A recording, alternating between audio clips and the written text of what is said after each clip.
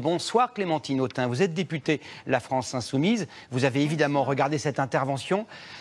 Qu'en avez-vous pensé? Comment allez-vous réagir et comment réagit le patron de votre mouvement, Jean-Luc Mélenchon?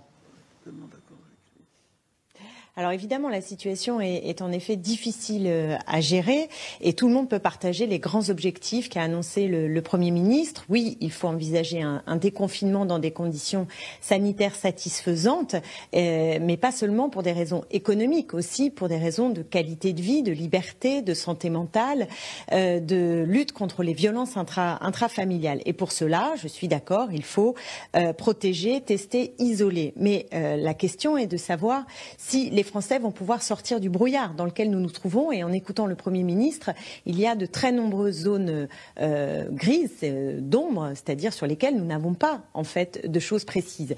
Nous avons des annonces sur les tests, mais nous ne savons pas comment ils vont être produits. Nous n'avons pas de garantie. Si ça se passe comme la production de masques, il y a en effet de quoi s'inquiéter. Donc je ne voudrais pas que les mots posés n'aient pas de traduction dans les actes, parce que c'est dangereux d'abord pour le pays, mais c'est aussi de nature à accroître la défiance très grande des Français à l'égard du gouvernement. Mais surtout, il y a tout ce que nous n'avons pas entendu dans le discours du Premier ministre. Et je voudrais insister sur quelques points. D'abord, rien sur la gratuité des masques, qui aurait été une mesure, à mon avis, très importante pour les milieux populaires, pour toute la population, et pour lutter contre les inégalités face au port du masque. Je pense aussi au personnel soignant, puisque ça va durer.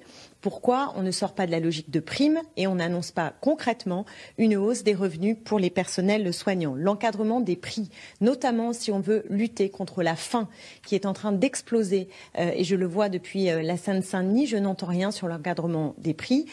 C'est très inquiétant. D'ailleurs, le Premier ministre n'a pas prononcé le mot inégalité. La question de l'inégalité devant le confinement, devant la maladie, n'est pas prise au sérieux, n'est pas considérée par le pouvoir en place, et c'est assez grave parce qu'on aurait pu aussi attendre à ce que le Premier ministre nous annonce une mise à contribution des grands groupes économiques qui viennent de redistribuer en période de crise 36 milliards d'euros de dividendes, ou alors cette fameuse impôt sur la fortune, les grandes fortunes, 3,2 milliards de manque à gagner pour le budget de l'État. Eh bien, si on mettait à contribution les plus riches, nous aurions des moyens à déployer, parce que nous allons affronter une immense récession économique.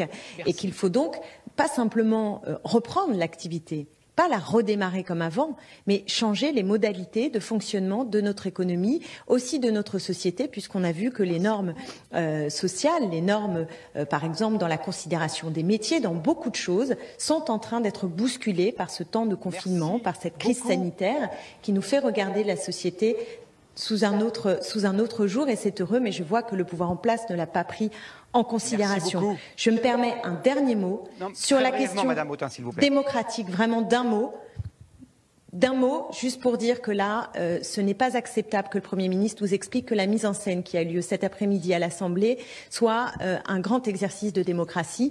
Nous découvrons son discours, nous devons voter dans 2 heures, il n'y a pas de possibilité d'amender les choses, donc non, ce n'est pas vrai, il n'y a pas de grand souffle démocratique face à la crise, et c'est particulièrement regrettable.